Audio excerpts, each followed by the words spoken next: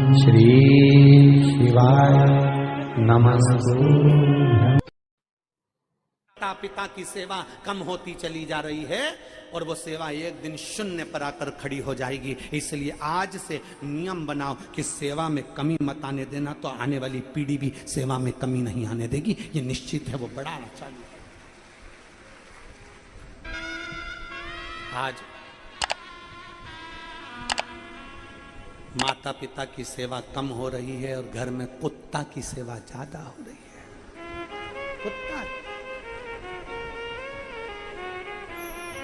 कुत्ते को टाइम पे खाना देना पड़ेगा। सास का टाइम है 10 बजे भोजन करने का, पर किसी को ध्यान नहीं। बहुएं टाइम पे, बहुएं कुत्ते के लिए तो ऊपर से नीचे उतर के टॉमी को दे दी।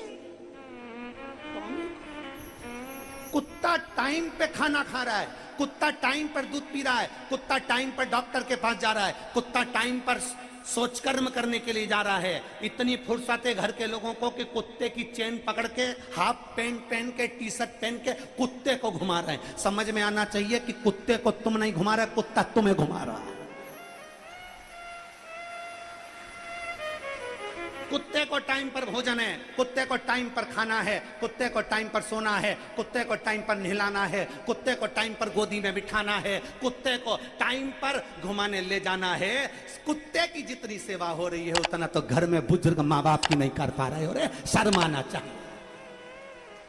घर का बूढ़ा माँ बाप चाय के लिए बैठा है, बहू उतर के आएगी, चाय बनाएगी। 2 बज गई अभी तक नहीं आई, 3 बज गई अभी तक नहीं आई, 3:30 बज गई अभी तक नहीं आई। बहू की जब नींद खुली तब उतर कर आई, चाय बनाया। पति इंतजार करे, चाय बनेगी, भोजन बनेगा, ये बनेगा, वो बनेगा। इतना माँ बाप की सेवा नहीं हो रही जितना कुत्ता की सेवा हो रही है।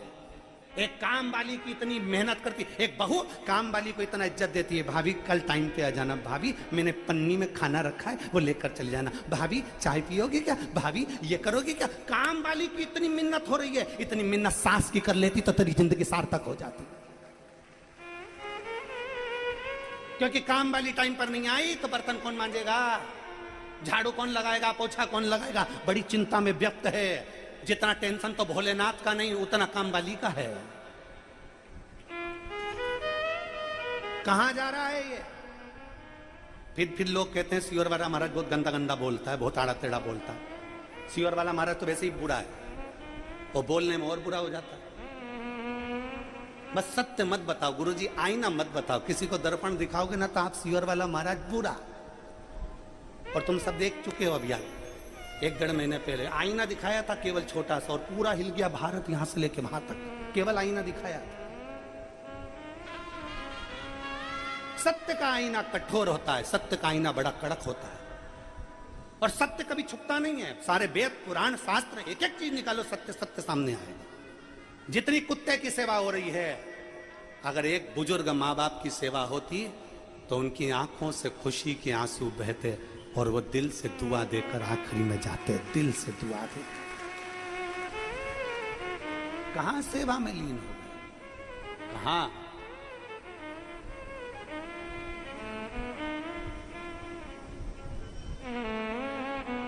घर के बूढ़ों को देख लो और बुजुर्गों को देखकर अपने मन में ये विचार कर लेना कि एक दिन तुम्हारा भी ऐसा ही आने वाला है।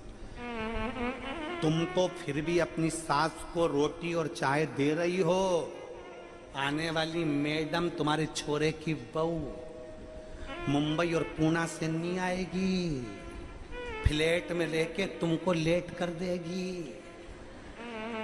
ये चिंता में मत रहना कि आ जाएगी, उसको भी फुर्सत नहीं और उसको भी फुर्सत नहीं।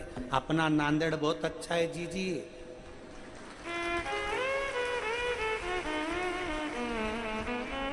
कोई बहू तुम्हारी कहीं पे भी रहे, को कहे बेंगलोर आ जाओ, मम्मी जी बेंगलोर आ जाओ, मैं अच्छे डॉक्टर को दिखा दूंगी, मम्मी जी ऐसा कर लो। जरा से लोभ लालच में चली मत जाना, यहाँ जो बहू रह रही है वो ही अच्छी है। जैसी सेवा कर रही है करने दो, ज्यादा चले गए पति इधर पत्नी उधर। रोज रात को सोएंगे, रोज रात को जगह, कब जाएगी तुम्हारी माँ, कब जाएगी तुम्हारी माँ, कब जाएगा तुम्हारा बाप, कब जाएगा तुम्हारा बाप, कब जाएगी तुम्हारी माँ। प्राण खाया जा रहा है, प्राण खाया जा रहा है। डॉक्टर डॉक्टर डॉक्टर में पूरा पैसा लगे जा रहा है, कब जाएंगे? बच्चों पर ध्यान तक नहीं देते, तुम अपनी माँ बाप पे लगे रहते हो, कब जाएंगे? और बच्चा कुछ था तो सिर पे पल्लू लेके जो आंसू डलकाने बैठी। और कहां जा?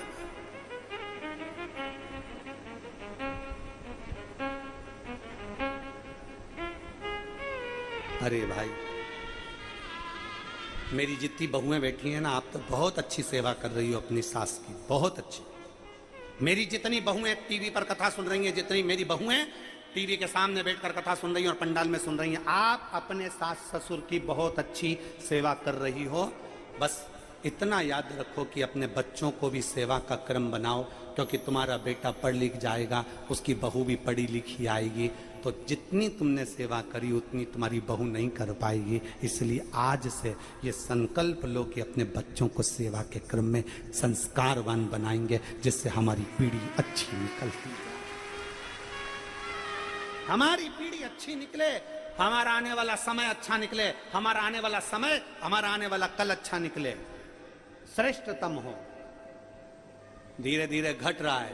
पहले जो दादा दादी ने सेवा करी, उनके बच्चों ने सेवा करी, फिर उनके बच्चों ने सेवा करी, वैसी सेवा आज कोई नहीं कर पाता। और आज अपन जितनी कर रहे हैं उतनी अपनी औलाद नहीं कर पाएगी, फिर उनकी औलाद नहीं कर पाएगी। कहाँ सेवा हो पाती है? बोलो बोलो, ईमानदारी की बात बोलो। जीजियों बैठे हो, सब समझदार हो, सब पढ़े लिखे हो, विचार करना कि आने वाली पीढ़ी जब तुम्हारी बहू बहू की बहू फिर आएगी तो उसकी कौन सेवा करने वाला है? उनकी कौन सेवा करेगा? आज तो तुम कर रहे हो, आज तो तुम फिर भी अपने माँ बाप को संभाल रहे हो, अपने सास ससुर को संभाल रहे हो, सेवा कर रहे हो। और जितनी सास यहाँ बैठी है, जितने ससुर बैठे हैं, बहुत अच्छे से अपनी बहू को सम्मान दो। क्यों?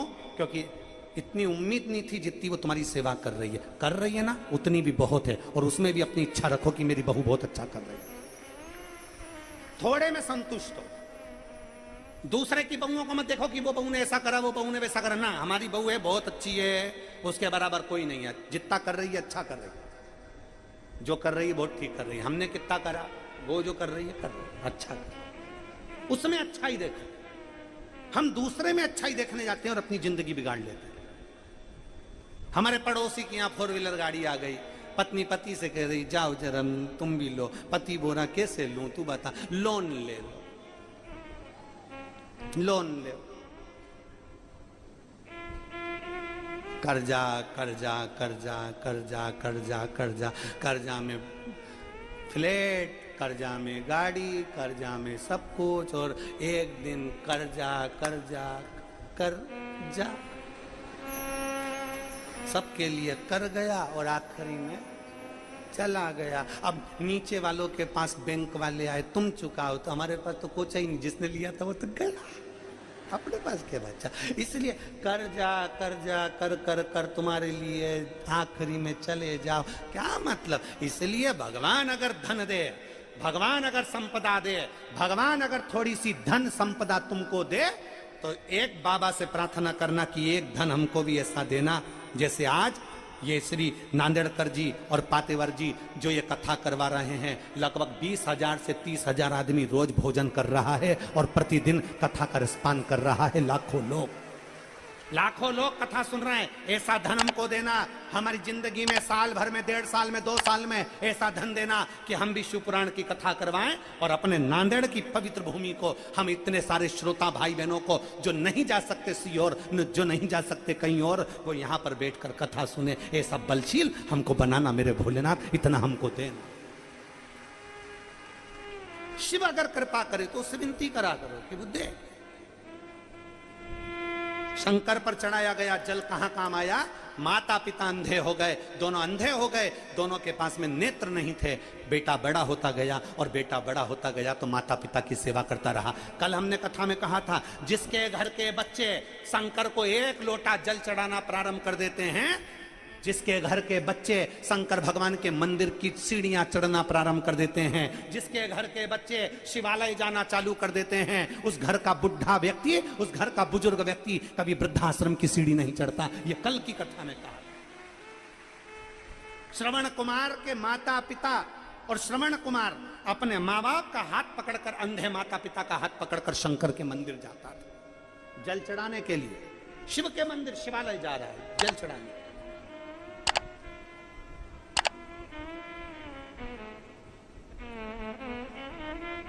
और धीरे धीरे श्रवण कुमार बड़े हो गए, शादी हो गई, घर में बहू आ गई।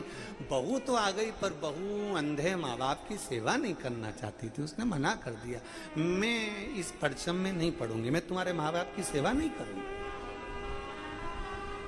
श्रवण कुमार ने कहा, ये मेरे माता पिता की आंख क्यों गई है तुम्हें मालूम है? किसके लिए गई है? श्रवण कुमार कह रहे हैं अपनी पत्नी से, मेरे माँ बाप की आंख नेत्र किसके कारण गए? पत्नी ने पूछा किसके कारण? श्रवण कुमार कह रहे हैं तुम्हारे पति के कारण। मेरे माँ बाप ने वर मांगा था कि मेरे को बेटा हो जाए, तो शंकर जी ने कहा था बेटे का मुख नहीं देख पाओगे, अंधे हो जाओगे। तो भी मेरे माँ बाप कहने लगे कि मैं अंधा हो जाऊं पर मुझे पुत्र दे दो। और माँ बाप ने अपनी आंख अपनी औलाद के लिए गंवा दी। और मैं औलाद अगर इस अवस्था में अपने माँ बाप को छोड़ दूं तो जिंदगी बेकार है। एक माँ और एक बाप सिलाई कर कर कर काम कर कर कर बच्चे की जिंदगी बनाते हैं, औलाद की जिंदगी बनाते हैं। और औलाद माँ बाप का एहसान भूल जाए तो समझ लेना वो औलाद नहीं। श्रवण कुमार से सीखो, वो कहते हैं कि माँ बाप ने मेरे लिए अपनी आंखें गंवा दी, माँ बाप ने मेरे लिए अपनी आंखें गंवा दी, माता पिता ने अपने नेत्र गंवा दिए, मैं अपने माँ बाप को नहीं छोड़ सकता। तो धर्म पत्नी बोलती है कि मुझे छोड़ना पड़ेगा। इतने में मैं पत्नी से कहते हैं श्रवण कुमार मैं तुझे भी नहीं छोड़ सकता, क्योंकि तू अपने माँ बाप को छोड़कर आई है, तूने मेरे लिए अपना घर छोड़ा है, मैं तुझे कैसे छोड़ सकता हूं? तो पत्नी बोलती है फिर तुम निर्णय लो। श्रवण कुमार ने हाथ जोड़कर निर्णय लिया, शंकर के सामने अपनी पत्नी से कहा, मेरे माँ बाप जिंदा हैं तब तक मैं इनकी सेवा कर लेता हूँ। जिस दिन मेरे माँ बाप चले जाएंगे मैं तुझे मायके में तुझे लेने के लिए आ जाऊंगा, जब तक तू मायके में रह ले। पत्नी ने कहा ठीक है। पत्नी मायके चली गई, श्रवण कुमार अपने घर में। माँ बाप से पूछा, माता पिता से, बाबा अब तुम्हारी वृद्ध अवस्था बहुत ज्यादा हो गई है, तुम क्या चाहते हो? माता पिता बोलो कि हमने बेटा निर्णय लिया था कि सारे तीर्थ का दर्शन करेंगे, 12 ज्योतिर्लिंग करेंगे। बाबा हमारा मन है, हम वहां दर्शन करना चाहते हैं, हम दर्शन करना चाहते हैं, हमारा मन हमारा चित्त है कि हम दर्शन करें।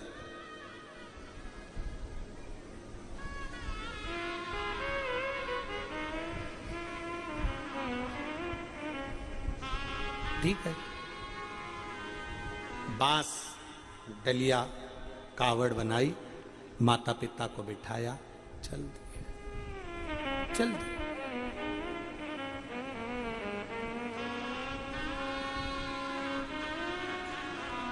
और जो चले, माता पिता को कावड़ में बिठाकर श्रवण कुमार आनंद के साथ शिव स्तुति करते करते चल दिए। और फिर निवेदन है, फिर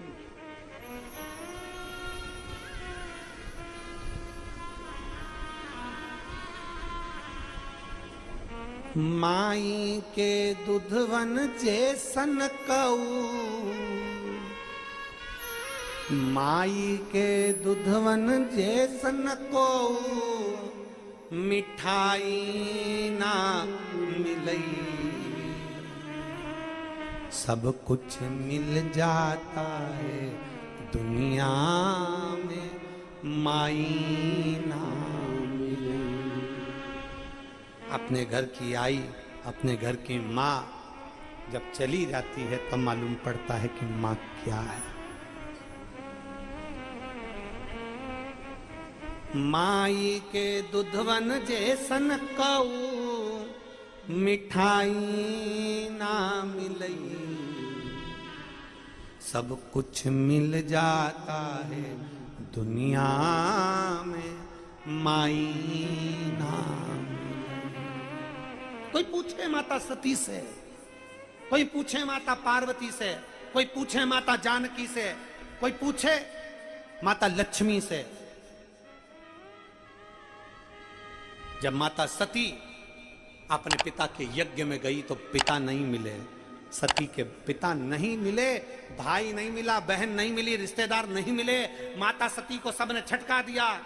माता सती से मिलने के लिए केवल एक ही आई है और माता सती की मां प्रसूति आई है।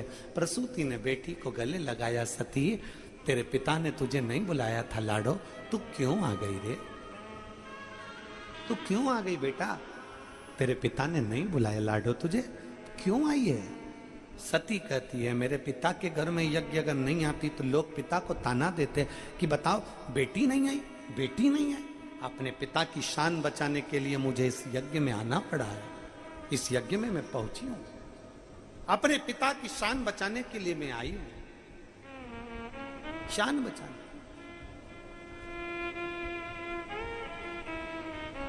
कई बेटियां हैं, इस पंडाल में भी बहुत बेटियां बैठी हैं ऐसी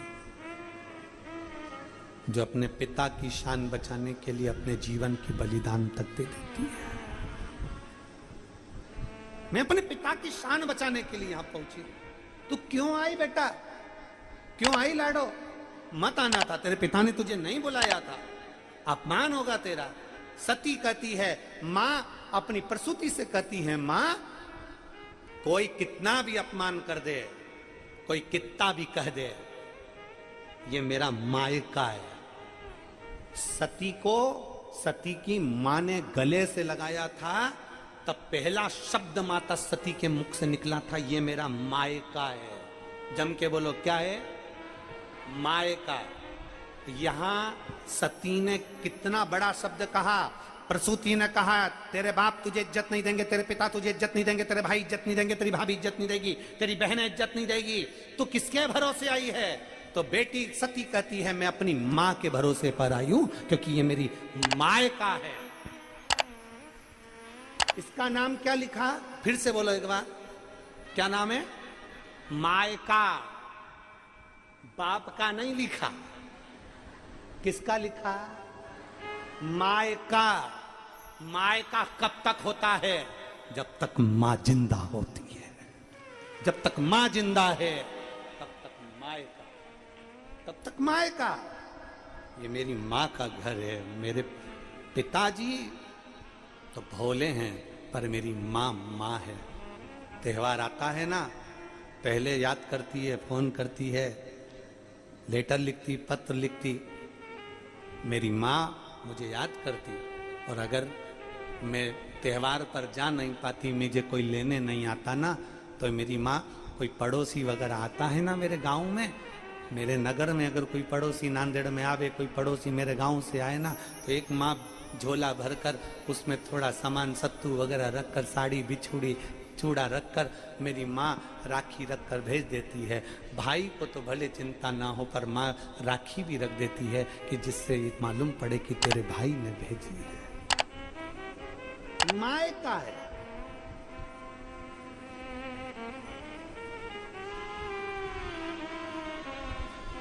एक पुरानी कथा, पहले की कथा यूट्यूब पे डली होगी, अशोक सुंदरी शिव महापुराण की कथा। जिस दिन मेरी जीजियां फ्री रहे उस दिन उस अशोक सुंदरी शिव महापुराण की कथा को निकालकर यूट्यूब पर सुनना, उसको निकालना और सुनना। अशोक सुंदरी शिव महापुराण की कथा।